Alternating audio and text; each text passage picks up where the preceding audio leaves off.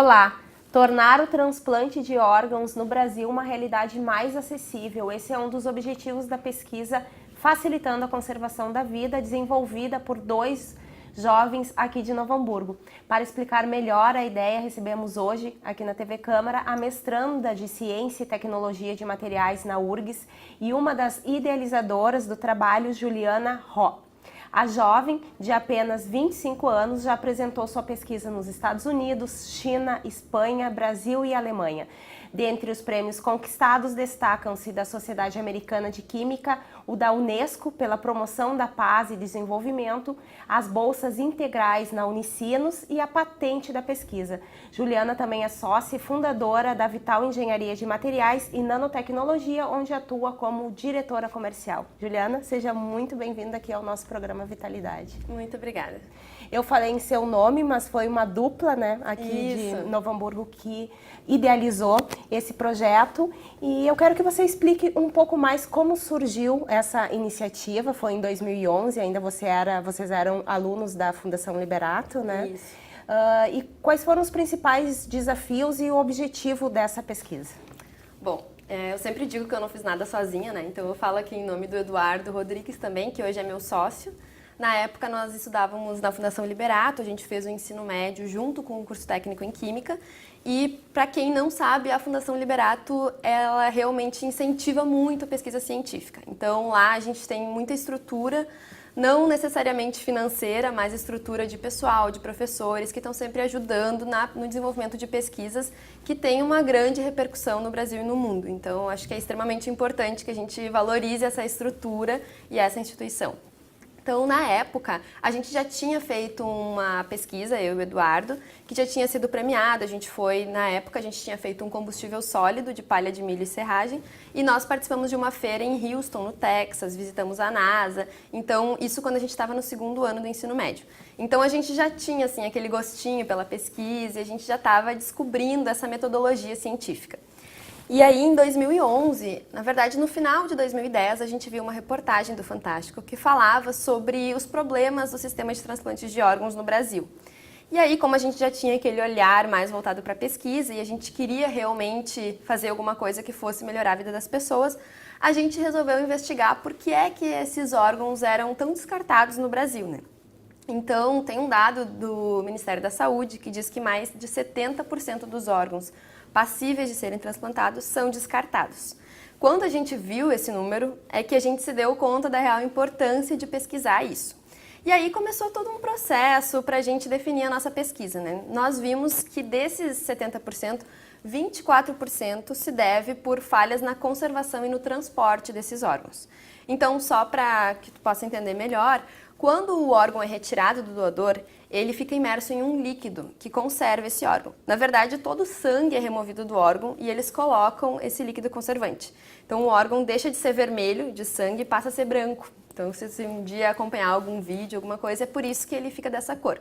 Então, não existe transplante sem esse líquido conservante. Ele não é realizado se não tiver líquido. E aí a gente viu que esse líquido conservante tem um alto custo. Ele é comercializado no Brasil mais ou menos por R$ 1.500 o litro de líquido conservante. E as empresas que fazem esse líquido são brasileiras ou empresas internacionais? Não existe nenhuma empresa brasileira que produza o líquido conservante e nem os princípios ativos deles, né? Então, elas são todas de fora e isso também aumenta muito o preço do líquido. E não só o preço, mas como a logística também, que é outro ponto, né? Às vezes o Ministério da Saúde aprova a compra de 2.000 litros de líquido conservante, só que muitas vezes ele fica preso na alfândega. E aí um líquido conservante que tem um prazo de validade de 2 anos, quando chega aqui só tem mais prazo de validade de 1 ano e meio ou de 1 ano, pelo tempo que ele ficou preso lá. Então, isso também muitas vezes é responsável pelo descarte de líquido conservante. Ele já é caro. Muitas vezes o transplante não é realizado por falta de líquido conservante e ainda por cima, às vezes, a gente acaba tendo que descartar líquido conservante pelo prazo de validade. Então, tá aí mais um ponto que ressalta a importância de a gente produzir nacionalmente esse líquido conservante. Então, na época, a gente ali fazendo curso técnico em Química, no ensino médio, a gente começou a entender o que é que a gente poderia fazer para melhorar essa realidade. E a gente descobriu que o alto custo do líquido conservante de órgãos se deve principalmente em função do princípio ativo dele. É um produto químico com um nome um pouquinho estranho, é ácido lactobiônico. Esse ácido lactobiônico é o responsável por conservar a estrutura dos tecidos do órgão. Então, ele impede que o oxigênio consiga atuar ali, porque é o oxigênio que vai degradando as coisas, né? Mesmo a nossa pele, por exemplo, uma maçã, quando a gente corta e vê que ela logo começa a ficar escurinha, é o oxigênio que está atuando ali. E o ácido lactobiônico, ele consegue bloquear a ação do oxigênio sobre o órgão. Então, ele consegue manter esse órgão por mais tempo do que se não tivesse ele. E esse ácido, na época, a gente descobriu que quando ele é produzido, o que torna ele tão caro é o processo de purificação. Porque ele era produzido por um método que produz também não só ele, mas o sorbitol. E aí, o processo que é utilizado hoje para separação desses compostos é um processo físico. Então, que se baseia na diferença do tamanho dessas moléculas. E ele é muito lento. Então, na época, a gente buscou propor uma alternativa de separação desses dois compostos, focado no ácido lactobiônico. E esse método físico é o método utilizado até hoje, é o que se tem. Exatamente, eletrodiálise é o nome. E aí, a nossa proposta foi encontrar uma nova forma de separar esses compostos, e aí sim, com o nosso pouco conhecimento de técnicos em química, a gente conseguia propor isso. Então, ao final de 2011, a gente conseguiu propor duas alternativas. Um método era químico e outro microbiológico para fazer essa separação. E aí, com isso, validando essa etapa da pesquisa, a gente acabou participando de várias feiras de ciências, da Mostratec na época, que também é super importante, é a maior feira de ciências da América Latina. Então, e é aqui na nossa cidade, em Novo Hamburgo. Nós fizemos vários programas em 2018 de projetos que se destacaram na Mostratec e trouxeram vários esclarecimentos sobre diversos temas, né? Sim, é extremamente importante. A gente percebe lá na Intel ISEF, que é a maior feira de ciências do mundo, que eles já conhecem o nome da Liberato, eles já conhecem Novo Hamburgo, porque eles sempre falam from Novo Hamburgo, né, antes de chamar o vencedor. Então, a gente percebe que essas pesquisas que são desenvolvidas na Liberato, enfim, não só na Liberato, né, mas que estão lá na Mostratec, elas têm uma importância mundial, elas têm essa repercussão mundial, elas já são conhecidas fora. Então, assim, a gente não está desenvolvendo pesquisa só para o Brasil, nem só para Novo Hamburgo, a gente está desenvolvendo pesquisa para o mundo, né? Então, eu acho que a gente precisa cada vez mais valorizar esse ambiente, a Mostratec em si, que proporciona isso, né?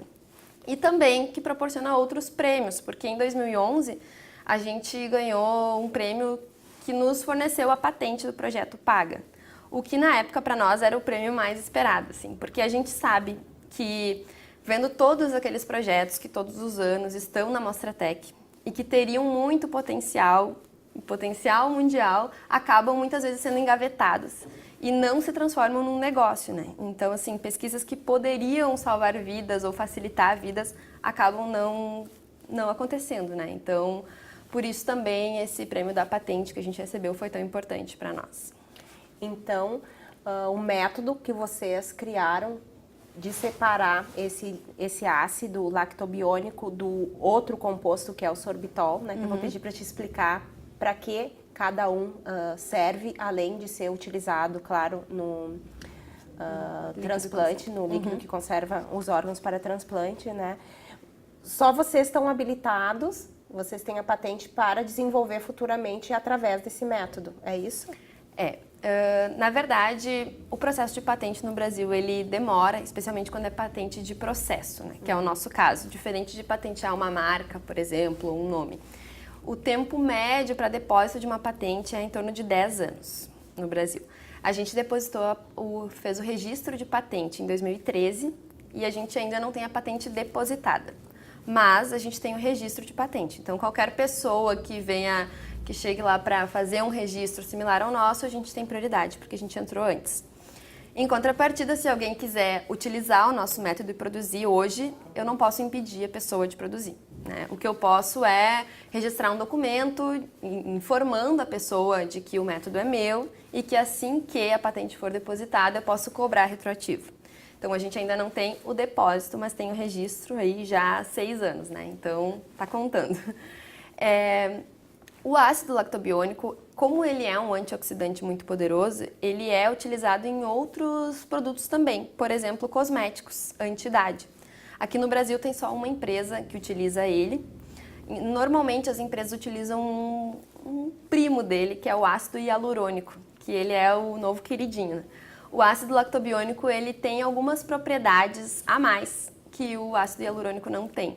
Só que ele é muito caro, né? Então, eu não falei antes, mas o ácido lactobiônico hoje é comercializado no Brasil por aproximadamente R$20 mil o quilo. Então, é por isso que as empresas também têm optado pelo hialurônico. Mas a gente entende que uma vez que a gente esteja produzindo e comercializando o ácido lactobiônico no Brasil com um preço mais baixo, as empresas cosméticas, a indústria cosmética vai poder utilizar também na formulação. Então, produtos cosméticos anti-idade, mesmo fotoprotetores, anti-acne. E fora do Brasil, ele já é bastante utilizado nisso e também para outros fins, mesmo alimentícios, mesmo para produção de queijos. Também existem vários estudos do ácido lactobiônico utilizado como marcador de células cancerígenas, então ele tem aí uma vasta aplicação, isso. E na Vital também a gente estuda até outras aplicações, que seria para produção de tintas antioxidantes, por exemplo, para ser utilizado em alto mar, em ambientes bem corrosivos. Então ele tem aí um potencial de uso muito grande. E o sorbitol é utilizado bastante na indústria de doces, então assim, como conservante de chocolates, balas, pirulitos. Hoje, a gente não tem mais o sorbitol como subproduto, né? Vocês já aperfeiçoaram, então, a técnica? Isso, exatamente. Como que é a técnica? Bom, o que a gente Como vocês chegam ao produto? Isso. Bom, primeiro eu vou falar só um pouquinho qual é a situação da Vital hoje, né? Da nossa pesquisa. Então, eu e o Eduardo, em 2011 a gente iniciou essa pesquisa, fomos dando prosseguimento na pesquisa até 2013, quando a gente fez o registro de patente. Depois disso, cada um conciliava a Vital trabalhando em outros lugares, enfim, né, estudando, até que no final de 2016 a gente conseguiu um investimento. Então, uma empresa de Porto Alegre, 2 sócios da empresa, investiram na Vital e compraram 20% da nossa empresa, colocando o investimento necessário para que a gente possa ampliar a escala de produção. Na época do Liberato, a gente produzia num bioreator pequenininho, depois a gente foi para um de 5 litros, e hoje a gente está alinhando essa produção num bioreator de 100 litros. Então, como funciona? A gente coloca ali a matéria-prima, que no nosso caso é a lactose, e a gente coloca algumas bactérias ali que gostam de comer a lactose e liberam outro produto, que no caso é o ácido lactobiônico. Na época do Liberato, a gente se baseava numa pesquisa que utilizava uma bactéria que consumia as matérias-primas e produzia ácido lactobiônico e sorbitol. Hoje a gente utiliza outras bactérias, outras matérias-primas, que a gente entende que são mais produtivas e que para o nosso processo de purificação fica mais fácil. Então a gente utiliza essas bactérias para fazer a conversão da lactose em ácido lactobiônico. Mas esse processo biotecnológico, quando a gente está lidando com bactérias, elas são mais ou menos como seres humanos, assim, não quer dizer que o que 5 pessoas fazem num ambiente pequenininho, se tu fizer uma regra de 3, 50 pessoas vão fazer a mesma coisa num ambiente grande. Não é assim. Então agora a gente está tendo que fazer toda a pesquisa de novo, praticamente, nesse bioreator grande. Até para entender quanto de oxigênio elas precisam, não é a mesma coisa que no pequeno, enfim. Então a gente está trabalhando nesse processo. E comercializado, então, ainda ele não está sendo, tá? Na fase de pesquisa mais avançada. Isso, exatamente. O nosso produto, como ele não é um produto médico, ele é um insumo usado para a saúde, a gente não precisa de todos aqueles registros na Anvisa, graças a Deus, né? Porque aquilo ali leva, assim, muitos anos e precisa de um investimento muito alto. Então, isso já é uma vantagem. A gente só precisa alinhar a nossa produção e aí registrar o produto para que a gente possa comercializar. Não é o caso, a gente ainda não está vendendo, mas assim que a gente tiver essa produção redondinha, a gente já vai enviar algumas amostras para as empresas, para a Natura, por exemplo. A gente até já tem um pré-contrato de testes com eles, que eles têm interesse nesse produto, para que eles possam testar, assim como as empresas produtoras de líquido conservante, para daí sim a gente começar a comercializar esse produto. Falando um pouco da questão do transplante de órgãos, todos os órgãos, coração, rim, pâncreas, pulmão, fígado, eles necessitam da mesma quantidade desse líquido conservante ou depende de cada órgão? E se tu sabe também nos informar quanto tempo cada órgão tem de sobrevida, não sei se é essa a palavra mais adequada, até que seja retirado, então, do doador para a pessoa que está precisando ser transplantada. Bom, a quantidade de líquido conservante varia de órgão para órgão, inclusive do tamanho, né? Porque se a gente está falando de um órgão de uma criança, é bem menos líquido conservante, mas é em média 8 litros por órgão, que a gente considera, né? Com relação ao tempo de vida dos órgãos, varia bastante. O caso mais extremo é o coração, que desde o momento da retirada do doador até o órgão estar batendo no receptor são 4 horas. Então, é um processo que tem que ser muito rápido, tudo sincronizado, inclusive é no máximo até Santa Catarina que eles fazem a busca desse órgão para transplantar no Rio Grande do Sul, por exemplo, porque, claro, tem o tempo de voo, né, do órgão. Então, existem centrais de coleta e de distribuição no Brasil, são 27 centrais que fazem essa distribuição dos órgãos. Mas já o rim, por exemplo, que é o que vive mais tempo, são 48 horas. Então, inclusive a gente costuma dizer que o Rio Grande do Sul não tem fila de espera de rins. Não é que não tem fila de espera, né? Mas é uma fila de compatibilidade.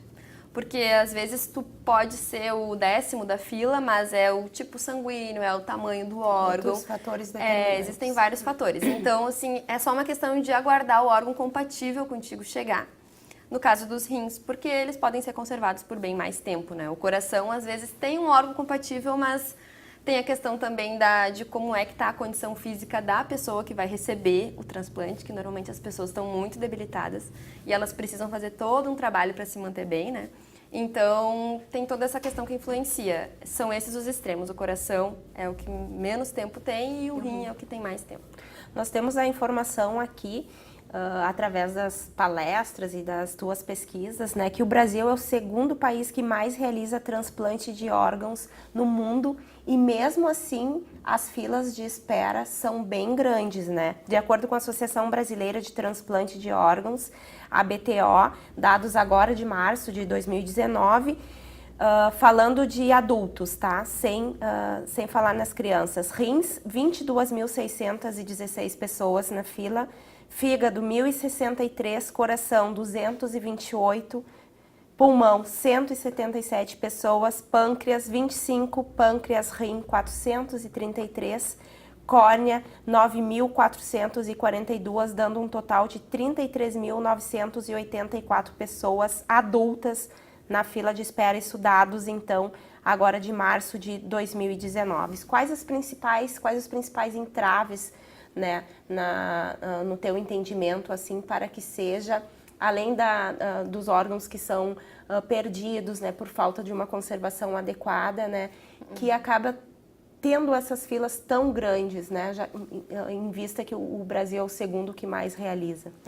Bom, em número, o Brasil fica atrás só dos Estados Unidos, que é o país que hoje mais realiza transplantes, né? Mas o Brasil já faz muitos transplantes. Realmente, o nosso sistema de transplantes, embora a gente sempre tenha aquela mania de achar que no Brasil tudo é ruim, que as coisas não funcionam, não é verdade. O sistema de transplantes utilizado no Brasil é baseado no sistema espanhol, que é considerado o mais desenvolvido do mundo. Claro, lá as perdas são bem menores, porque também o país é muito menor. Então, para você conseguir transportar um órgão de um estado para outro é muito mais simples do que no Brasil, né? O Brasil é um país continente, né? Muito grande. Exatamente. Então, lá eles têm, por exemplo, o sistema de transplantes, todos os órgãos vão para uma central e dali é redistribuído. Só que no Brasil a gente não consegue ter uma central, a gente tem 27 centrais, né? Então, essa gestão dos órgãos é mais complicado. Essa é uma das razões pelo descarte de órgãos, é o tamanho do nosso país, né? Outra questão também é a recusa familiar. A gente tem, claro, varia de estado para estado e os hospitais têm equipes que fazem todo um trabalho de informar a família antes, mas ainda assim, em média no Brasil, a nossa recusa é de 50%. Então a gente poderia ter muito mais órgãos disponíveis para as pessoas, inclusive em regiões onde é mais difícil de fazer transplante. Então, uma outra questão também que acaba atrapalhando esse sistema de transplantes são os hospitais e as equipes treinadas. Porque uma das questões que eu até hoje não entendo muito bem, mas para a gente ter uma ideia, no curso de medicina eles não têm nenhuma disciplina sobre transplantes de órgãos. o que eu acho que também acaba reduzindo o interesse dos alunos nessa área e, consequentemente, diminui o número de profissionais capacitados e as equipes. Então, por exemplo, mesmo na Bahia, eles criaram um grande hospital para realizar transplante de coração e que hoje não está em operação. Então, em muitos estados do norte e nordeste, não existem pessoas capacitadas. Os únicos transplantes que são realizados são de córneas, às vezes rins, mas as pessoas que já estão numa situação de vulnerabilidade física, né, precisando de transplante, ainda precisam vir para outros estados. Então, existem também algumas casas de passagem que, inclusive uma delas, que é a nossa parceira, é a Via Vida, que é uma casa que sobrevive de doações e as pessoas que precisam de transplante ficam morando nessa casa de passagem. E essa casa tem em vários estados do Brasil? Sim. Da última vez que a gente foi lá, a maior parte das pessoas era do Acre. Mas eles vêm de vários estados para aguardar aqui. Porque, claro, imagina, se o órgão fica disponível, né, a pessoa não tem condições de vir de lá até aqui, então tem que estar por perto. Aqui você fala Porto Alegre. Porto Alegre, capital. Sim, desculpa. Mas sim, então essas casas de passagem, assim, são pessoas que vivem com mais um familiar lá e que passam meses, anos aguardando. E não é só até o órgão chegar.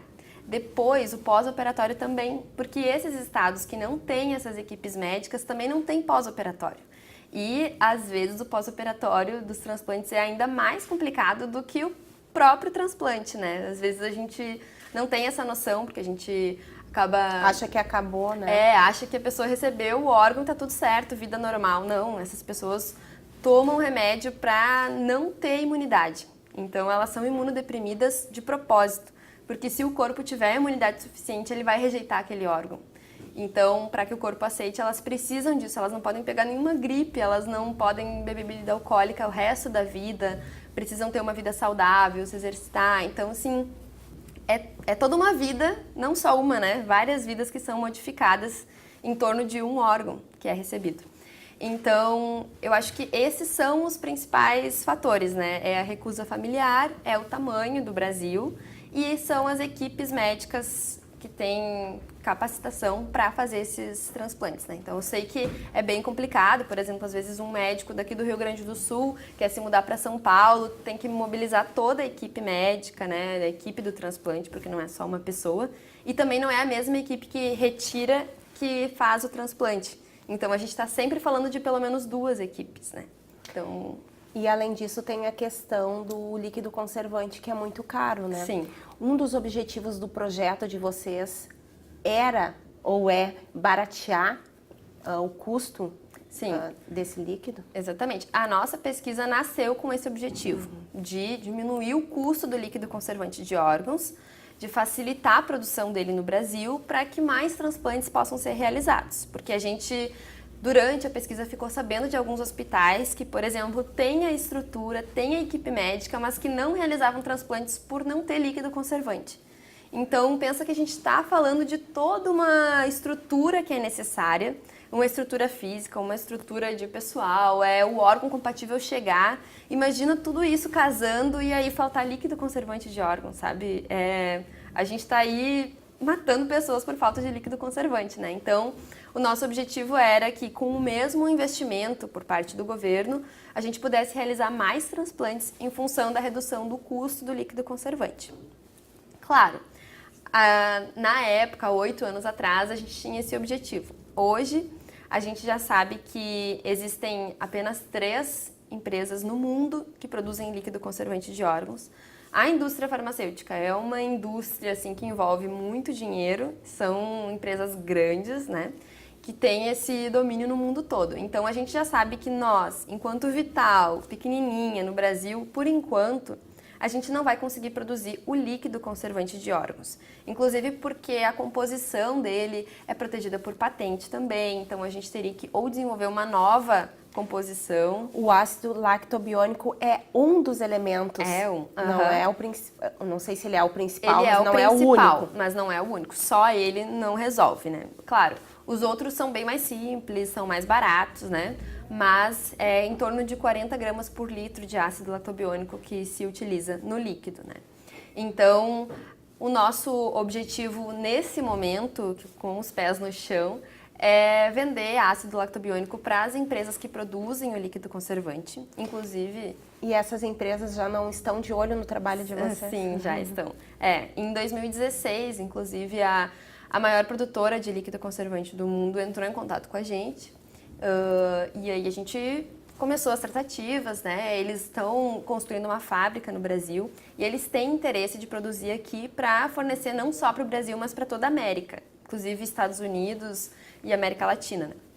Então, eles têm muito interesse nesse produto, porque eles nos informaram na época que de todos os compostos que vão no líquido conservante, em torno de 8, só a água eles tinham um fornecedor nacional. Todo o resto eles teriam que comprar de fora. Então, se o Brasil puder produzir pelo menos o ácido lactobiônico, que é o principal componente, a gente acredita que já dê para reduzir alguma coisa esse custo, né? Além disso, também o nosso objetivo é vender aí para a indústria cosmética e, de repente, crescer mais nesse ramo, inclusive, para que a gente possa se tornar uma empresa grande e daí sim poder competir com essas outras, né? Se for o caso. Nós falamos na questão da fila de espera em relação aos adultos e nem chegamos a falar das crianças, né? Que também tem uma condição especial, é mais difícil de se conseguir órgãos para serem transplantados em crianças, Juliana? Sim, é mais difícil, porque o órgão, para ele estar apto a ser transplantado, depende do tipo de morte, né? Então, normalmente é morte cerebral. É quando o cérebro para de funcionar, mas os outros órgãos continuam funcionando. E no caso de crianças é muito mais difícil. A gente nunca fica sabendo de crianças que morrem por morte cerebral. No caso, AVC, dificilmente uma criança vai ter um AVC, alguma coisa assim, né? Um derrame. Então, normalmente elas são frutos de acidente de carro, né? Enfim, acidente. Então, é ainda mais importante, né? Porque a gente não consegue pegar o órgão de um adulto e transplantar para uma criança. Então, e tem várias crianças que precisam de transplante. Às vezes a criança já nasce com essa predisposição à necessidade de transplante, né? Ou o órgão é muito grande para o corpo dela, enfim, existem vários problemas aí. Então, é ainda mais importante, né? Então, acho que a gente precisa falar aqui também sobre essa questão do transplante. Então, quem pode autorizar essa retirada dos órgãos? Hoje, no Brasil, é só os parentes direto, primeiro grau. Então, quem vai autorizar... Pai, mãe, filho. Isso, pai, mãe, filho, irmão. Então, nem o companheiro não é a pessoa que vai dizer isso. Então, acho que é bem importante a gente ressaltar isso. Muitas vezes as pessoas falam, não, eu coloquei na minha identidade, eu baixei um aplicativo no iPhone que tem, já me falaram. Não interessa, né? Se a família não autorizar essa retirada, o transplante não vai acontecer, os órgãos não vão ser retirados. Então, eu sei que muitas vezes a gente não gosta de falar disso, né? Assim, bom, ceia de Natal, vamos falar sobre como é que vai ser quando a gente morrer. Ninguém gosta de falar disso. Assim como a gente não fala de morte, a gente acaba não falando de transplantes. Mas é extremamente importante que a gente avise a família, né? Então, assim, para vocês que estão em casa, se vocês ainda não falaram sobre isso com a família, é extremamente importante. Tira uns minutinhos, assim, só para avisar. Olha só, pessoal, a gente não quer morrer, né? Mas se acontecer, eu sou doadora de órgãos, doem meus órgãos, porque não é só uma pessoa que pode ser salva, são 27 pessoas que podem ser beneficiadas com essa doação. Porque além dos órgãos, tecidos, ossos também podem ser doados. Exatamente. Né? Então, isso aí pode estar ajudando um monte de gente. Então, se existe algum conforto na morte, pensa que coisa mais bonita a gente pensar que se pelo menos eu morri, eu estou ajudando outras 27 pessoas, ou uma pessoa que seja, né? Então, eu acho que esse é um tipo de conforto, inclusive, e acho que não tem porquê a gente não doar, né? Tem alguns países até que o normal é esse, a pessoa morre, os órgãos vão ser doados, a não ser que a pessoa diga que não quer. Então, eu acho que, inclusive, essa é uma coisa que a gente pode avançar no Brasil, né? Claro, respeitando as religiões que não querem, eu acho que isso é tranquilo. Mas muitas vezes é desinformação que leva a pessoa a não doar, né? Então, assim... também falar aqui que o velório não é de caixão fechado. Muitas vezes as pessoas acham isso, né? Não quero porque vai ficar toda recortada e vai ficar feio no velório. Não é assim. a pessoa pode ter um velório normal, fica tudo certinho no lugar.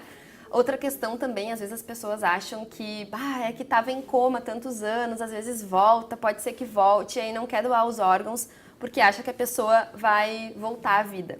Não acontece também. No Brasil, a morte é atestada por 3 médicos diferentes. E uma vez que o sangue não esteja circulando no cérebro, não tem mais vida. Em questão, menos de 1 segundo que o sangue não circule, não tem mais vida ali. Então, ainda assim, são feitos vários exames, 3 médicos têm que atestar essa morte para que se tenha certeza que a pessoa não vai mais voltar à vida. Então, esse receio também não precisa mais ter. Isso aí é coisa de novela, né? Ficou para trás, não tem mais esse problema. O Vitalidade de hoje traz mais informações sobre a importância da doação de órgãos e como a pesquisa realizada por 2 jovens hamburguenses pode tornar o transplante uma realidade mais acessível. Vamos a um breve intervalo e voltamos já.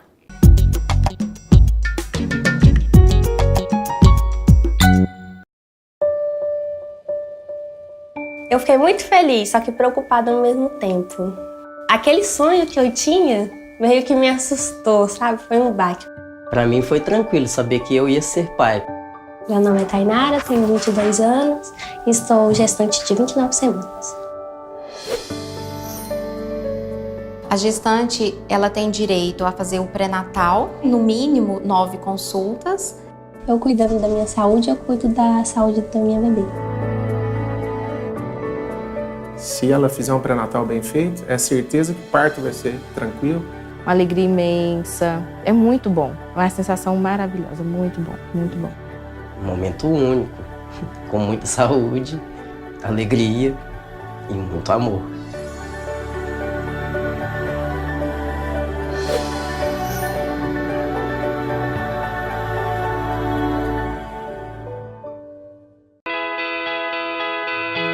No Brasil, cerca de 20% das mulheres agredidas fisicamente pelo marido ou companheiro permanecem em silêncio. O país é o 5º colocado em números de feminicídio. Fale agora ou podem te calar para sempre. Uma campanha da Procuradoria Especial da Mulher da Câmara de Novo Hamburgo pelo fim da violência doméstica. Denuncie ligando para 3594-0560 ou Disque 180. Apoio Movimento Eles por Elas de Solidariedade da ONU Mulheres pela Igualdade de Gênero. Realização Câmara Municipal de Novo Hamburgo.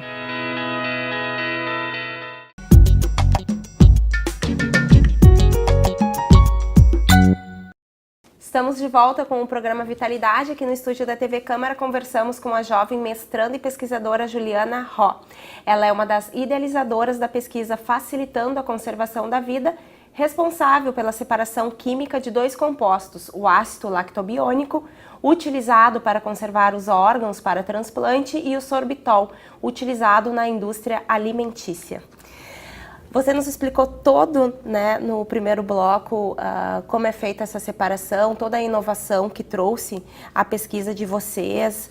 E quais foram os principais desafios que vocês encontraram, então, desde o momento da ideia, né, de por que desenvolver um trabalho, uma pesquisa neste ramo, até agora que vocês já são empreendedores, né, com a Vital? Eu acho bem importante sempre esse ponto dos desafios, né? Porque às vezes a gente conta assim tão rápido a história e a gente fala só dos pontos altos, né? Os pontos baixos a gente acaba não falando. E às vezes algumas pessoas que estão começando acham que, assim que se deparam com um desafio, acham que vai inviabilizar a pesquisa, né? Então, a gente teve várias dificuldades. A primeira delas foi comprar o ácido lactobiônico, porque para fazer a nossa pesquisa a gente precisava ter um padrão de ácido lactobiônico. Ele é bastante caro, né, como a gente já comentou antes.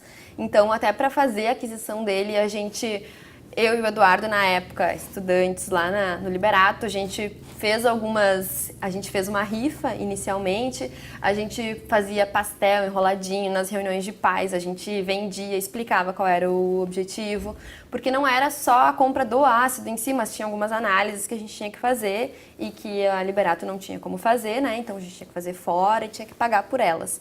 Essas análises em geral são caras, né?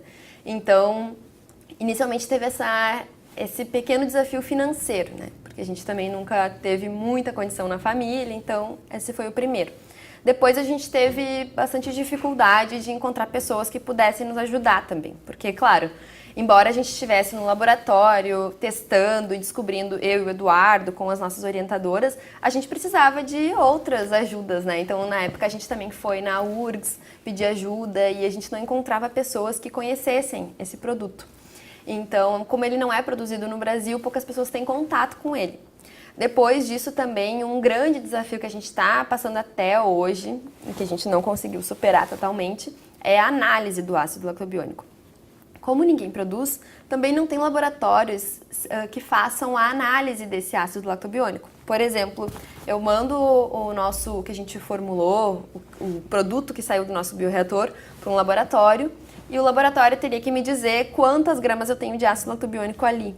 E a gente está tendo muita dificuldade nisso, porque as duas moléculas, a lactose, que é a nossa matéria-prima, e o ácido lactobiônico são muito parecidas, as moléculas. Então, muitas vezes os equipamentos identificam como se fosse a mesma coisa. E aí a gente não consegue saber quanto que está o rendimento da nossa reação. Então, a gente está trabalhando com 3 laboratórios ao mesmo tempo para tentar desenvolver uma metodologia. Aqui do Rio Grande do Sul? Não, nenhum dos 3 é... Até tem um agora que está iniciando, que é aqui no Rio Grande do Sul. Mas é na USP, então em São Paulo, outro em Itajaí e outro em Joinville. Então, esses laboratórios estão tentando desenvolver uma metodologia. E outra dificuldade grande que a gente teve e que a gente vem aprendendo a superar dia a dia é o que a gente costuma chamar de tirar o óculos do pesquisador e vestir o óculos do empreendedor. Porque, como tu comentaste, essas pesquisas, essas feiras que a gente foi para apresentar a nossa pesquisa em vários países, eram feiras de ciências. Então, o que eles queriam saber, quando a gente recebeu o prêmio da Sociedade Americana de Química, era sobre a nossa pesquisa científica. Queriam saber os métodos que a gente usou, queriam saber quais reagentes, como foi. Só que, à medida que a gente foi avançando para buscar investimento, para apresentar em alguns concursos de empreendedorismo, não era isso que eles queriam saber. Na verdade, eles nem queriam saber como é que a gente fazia. Eles queriam saber era tempo de retorno, como é que ia ser a nossa estratégia de entrada no mercado, quais iam ser nossos canais de venda. E a gente tinha feito o curso técnico em Química e estava cursando Engenharia de Materiais na Unicinos, fruto das bolsas que a gente recebeu também por causa da pesquisa. E aí a gente precisava aprender coisas que a gente nunca tinha estudado, né? Por um lado, para nós foi bem bom, porque tanto eu quanto o Eduardo, a gente adora aprender coisas novas e a gente gosta de estar sendo desafiado, então não foi um problema, até porque a gente não pretendia se acomodar mesmo. Só que é diferente de quem tem toda a experiência nisso, é diferente de empresas que tem uma pessoa para cada setor, né? Não é o nosso caso. A gente tem que fazer tanto as coisas de marketing, quanto cuidar de como vai ser as vendas, como é que vai, em quais estados, se vai ser por representante, se vai ser por distribuidora, quais vão ser os impostos, se a gente vender de uma forma, se vender de outra. Então, são detalhes. Essa parte da contabilidade, por exemplo, eu me enrolo toda, né? Mas assim, a gente está aprendendo e em algum momento também a gente vai crescer enquanto empresa e vai poder ter pessoas que já sejam formados na área que possam se dedicar para isso, né? Mas por enquanto não é assim que a gente vive. Então a gente tem que se virar em muitas mãos para conseguir viabilizar a Vital hoje, né? Vocês participaram, além dos diversos prêmios conquistados, né, feiras, do programa do Caldeirão do Huck, quadro Jovens Inventores em 2016, o fato de aparecer na televisão, numa rede, né, que é muito assistida por todos os brasileiros, trouxe mais visibilidade, trouxe algum fomento para a pesquisa de vocês? Mais ou menos, né? Na verdade, aquele contato da grande empresa produtora de líquido conservante de órgãos surgiu fruto do Caldeirão do Huck, mas eles nos contataram antes de o programa ir ao ar. Então, a gente gravou na quinta-feira lá nos estúdios e no sábado iria ao ar. E eles nos contataram ali na sexta-feira. Então, acho que eles estavam espertos, queriam nos contatar antes do resto do Brasil ver, né? Outra vantagem também é que os nossos sócios hoje, eles nos conheceram através do Caldeirão do Huck. Na verdade, a gente chegou na empresa deles, que é uma empresa de biotecnologia em Porto Alegre, e pedindo para alugar a estrutura deles, que a gente ficou sabendo que eles tinham um bioreator que estava parado e a gente tinha a ideia de alugar para poder usar aquela estrutura, né, para a gente não ter que desembolsar aquele valor inteiro. E aí, quando eu fui me apresentar, o Eduardo, que é um dos sócios, não o Dudu, meu colega, ele falou, não precisa te apresentar, já te conheço, do Caldeirão. E aí ele adora assistir esses programas do Caldeirão do Hulk, né, esses quadros.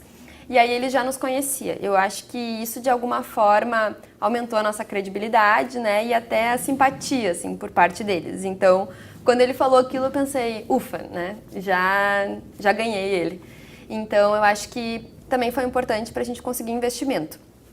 Mas, de resto, assim, eu não sei se... Não teve tanta repercussão, assim, a gente imaginou que conseguiria vários outros investidores. Mas eu acho que não é o foco do programa, né? O programa não é tão voltado para investidores que estejam buscando onde colocar seu dinheiro, né? Mas para nós, sim, teve uma boa repercussão e nos ajudou a consolidar a Vital, né? Que importância você acredita que tenha, você falou no início do programa, né, essas feiras de tecnologia, seja a nível médio, técnico ou superior, né, para fomentar a descoberta de tantas coisas legais que a gente vê, até participando mesmo da Mostra Tech em diversas áreas, não só da aula na área de saúde, mas tecnologia, né, enfim, robótica, né? Então, que importância você acredita que tenha essas pesquisas para as instituições e que deixasse também uma mensagem para os nossos estudantes e pesquisadores, apesar de todas as dificuldades atuais em que a gente vive, né?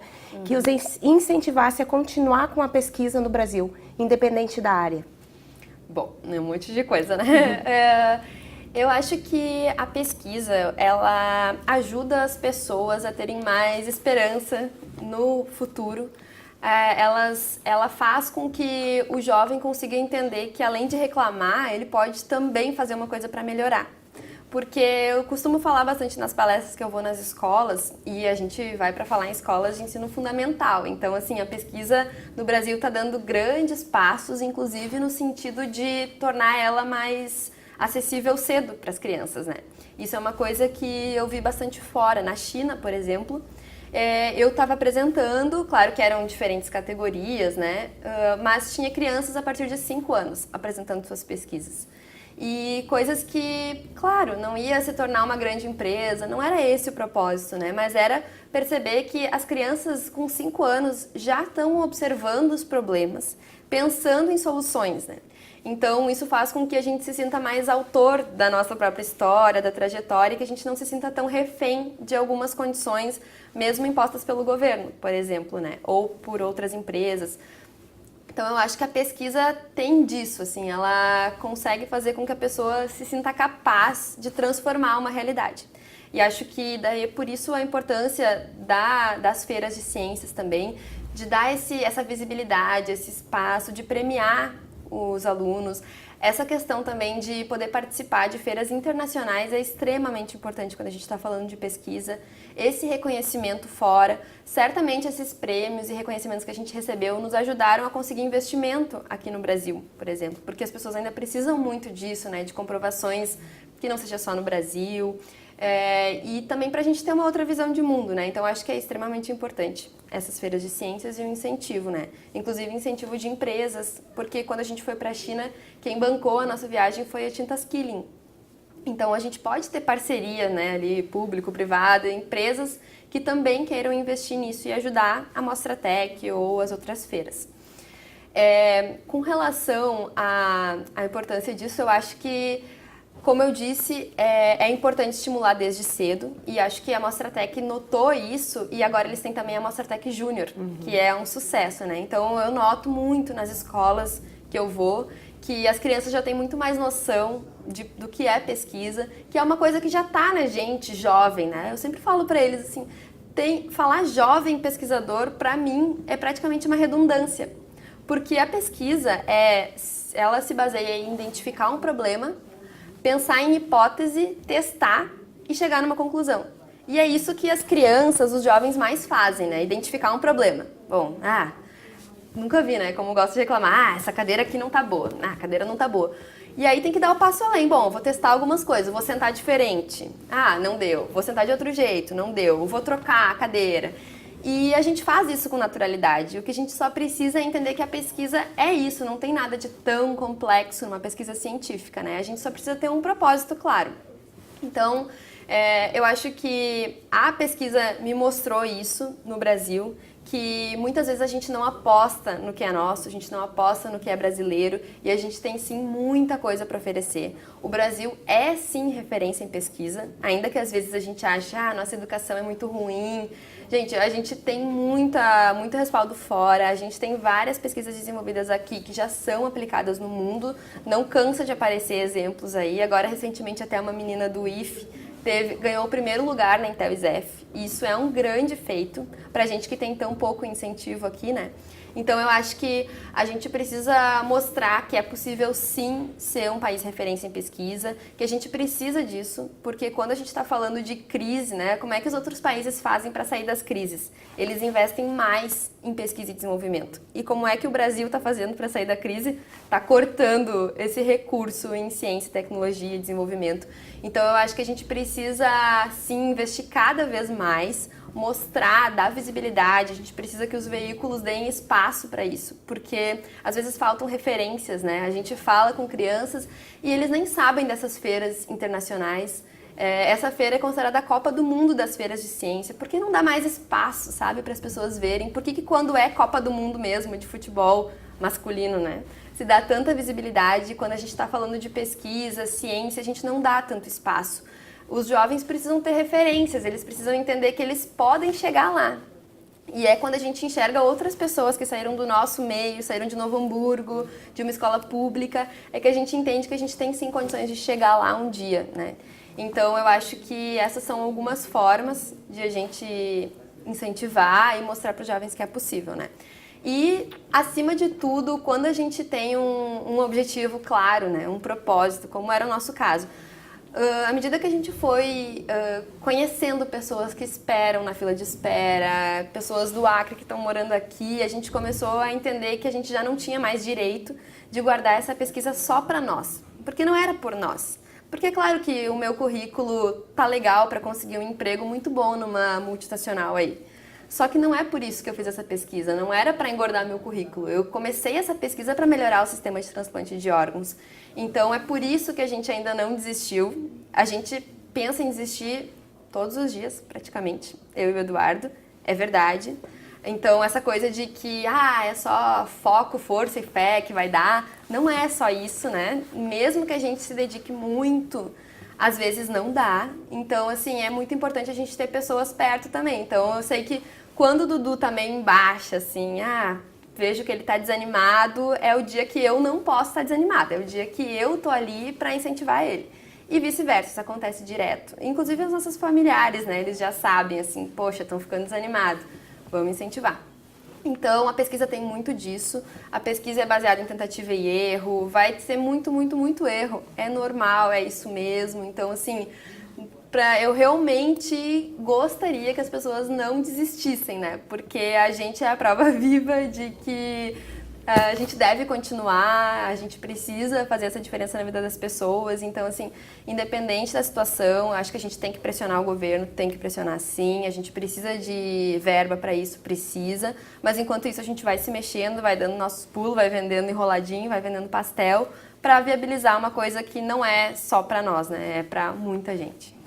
E um recado final, então, para todos os nossos telespectadores em relação à importância, né, da doação de órgãos, de conscientizar os familiares próximos desse teu desejo, né, caso seja um doador, né, e por que não.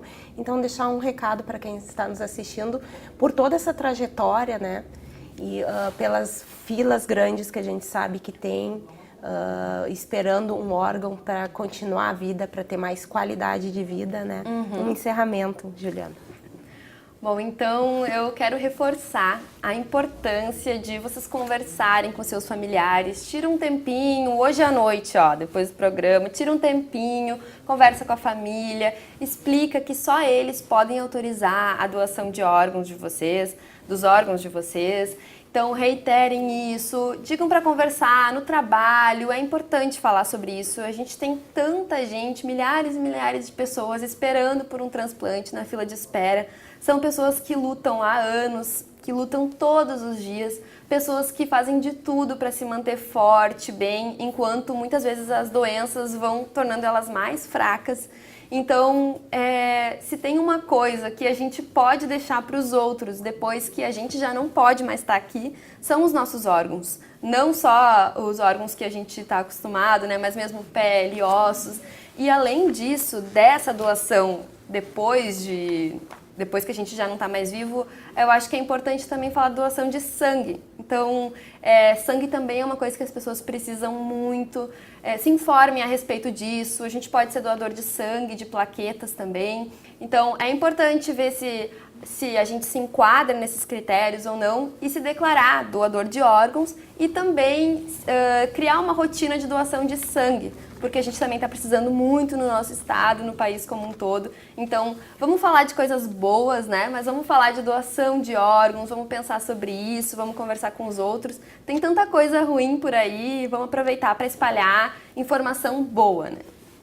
Muito obrigada, Juliana. Parabéns pela pesquisa de vocês. Sucesso daqui para frente em relação a todos os desafios que ainda se apresentarem, né? E nas novas aplicabilidades, então, dos produtos de vocês que vão vir, com certeza, contribuir muito para a vida da sociedade. Muito obrigada mesmo. O programa Vitalidade se encerra por aqui. Hoje conversamos com a mestranda de Ciência e Tecnologia de Materiais na URGS e uma das idealizadoras da pesquisa Facilitando a Conservação da Vida, Juliana Ró. O programa será reprisado aqui pela TV Câmara Canal 16 da NET e essa e outras edições do Vitalidade estão disponíveis no nosso canal youtube.com/TV Câmara NH. Lembramos que sugestões de pautas podem ser enviadas pelo e-mail tv@câmaranh.rs.gov.br ou também por esse WhatsApp que você vê aqui na tela. Muito obrigada pela sua companhia e até o próximo programa.